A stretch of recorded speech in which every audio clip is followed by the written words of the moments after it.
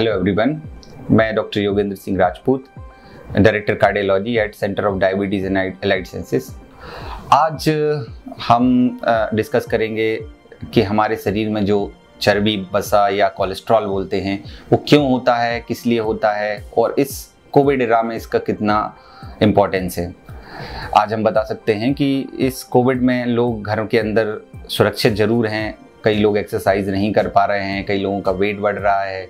इस वेट बढ़ने के कारण उनके शरीर में कहीं ना कहीं ये जो चर्बी या फैट का डिपोजिशन है बढ़ता जा रहा है।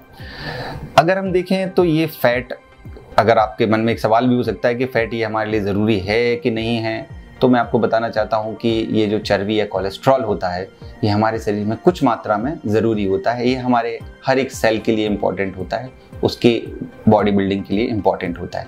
पर अगर उसकी मात्रा एक लिमिट से ऊपर हो जाए तो ये हमारे बॉडी को हार्म पहुंचा सकती है। आज इस कोविड के एरा में या बोलें कि हम लोग अपने घर में कई तरीके की अनहाइजीनिक या अनहेल्दी फूड खा रहे हैं, तो उससे हमारा वेट बढ़ रहा है, हम एक्सरसाइज नहीं कर पा रहे हैं, तो इस कारण से हमारे शरीर पे कहीं ना कहीं इस तरीके का फैट डिपॉजिट होता जा रहा है। तो इस फैट डिपॉजिट होने से हमारे लिए क्या हानि हो सकती है, मैं आज आपसे वो डिस्कस करूँगा।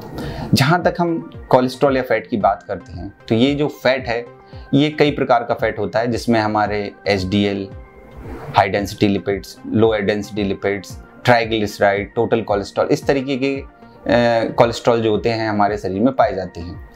जिसमें से जो HDL होता है वो हमारे बॉडी के लिए फायदेमंद होते हैं, इसको स्कैवेंजर बोलते हैं। बाकी जो LDL, ट्राइग्लिसराइड और टोटल कोलेस्ट्रॉल होता है वो हमारे बॉडी के लिए हानिकारक होता है।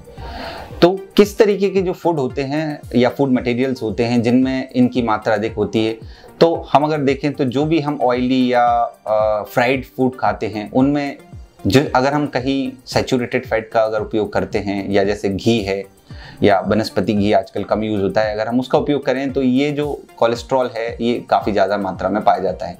पर उसके कॉन्ट्ररी अगर हम रिफाइंड ऑयल या कई तरीके के राइस ब्राइन ऑयल या सोयाबीन ऑयल या इस तरीके के ऑयल जो हम यूज़ करते हैं, इस तरीके के ऑयल में ये जो है पॉलीअनसैचुरेटेड पूफा ज़्यादा मात्रा में पाए जाते हैं, जो हमारे लिए फ़ायदेमंद होते हैं या वो हमारे जो बैड कोलेस्ट्रॉल है उसको कम करके रखते हैं। तो अगर हम देखें कि ये जो कोलेस्ट्रॉल अगर हमारी बॉडी में ज़्यादा है तो उसको हम किस तरीके से कंट्रोल कर सकते हैं, उसमें सबसे इम्पॉर्टेंट है डाइटरी रिस्ट्रिक्शंस या हमारी डाइट इम्पॉर्टेंट है।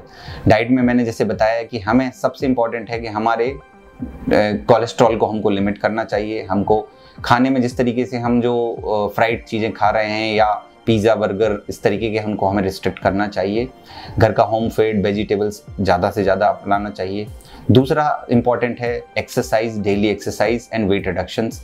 हमें अपना एक वेट और VMI जो कि हमारी बॉडी में 18 से 24 के बीच में होता है उसको मेंटेन करके रखना है। और हमको daily exercise at least 30 minutes in a day for at least a week, एक हफ्ते में हमें रोज करना चाहिए, जिससे कि कम से कम हमारा एक्सरसाइज से हमारा वेट कंट्रोल में रहे। उसके बावजूद भी अगर हमारा कोलेस्ट्रॉल अगर कंट्रोल में नहीं आ रहा है तो हमें डॉक्टर को कंसल्ट करना चाहिए, क्योंकि डॉक्टर को कंसल्ट करने से वो आपको ये एडवाइस जो एक्सरसाइज है, डाइट के अलावा कुछ मेडिसिन भी प्रिस्क्राइब कर सकता है, जिससे आपका कोलेस्ट्रॉल आपके कंट्रोल में आ सकता है। तीसरा जो प्रमुख ग्रुप होता है उसमें होता है हाई रिस्क ग्रुप, जिसमें डायबिटिक के पेशेंट्स हैं, हार्ट अटैक के पेशेंट्स हैं या किसी तरीके के ब्रेन स्ट्रोक के पेशेंट्स हैं। ये स्पेशल ग्रुप ऑफ पेशेंट हैं जिनमें कोलेस्ट्रॉल को कम करने के लिए हमेशा जो साधारण इलाज है जैसे डाइट, एक्सरसाइज, इसके अलावा मेडिसिन की हमेशा ज़रूरत पड़ती है। इसलिए हमें हमेशा फिजिशियंस या कार्डियोलॉजिस्ट से सलाह लेके इस तरीके का इलाज करना चाहिए। हमारे centre of diabetes allied sciences में इस तरीके की सारी सुविधा है, जिसमें हम early detection of high cholesterol से लेके इसका जो प्रॉपर ट्रीटमेंट है वो हम सब कुछ करते हैं। आप लोग आइए और इसका प्रॉपर इलाज कराइए। धन्यवाद।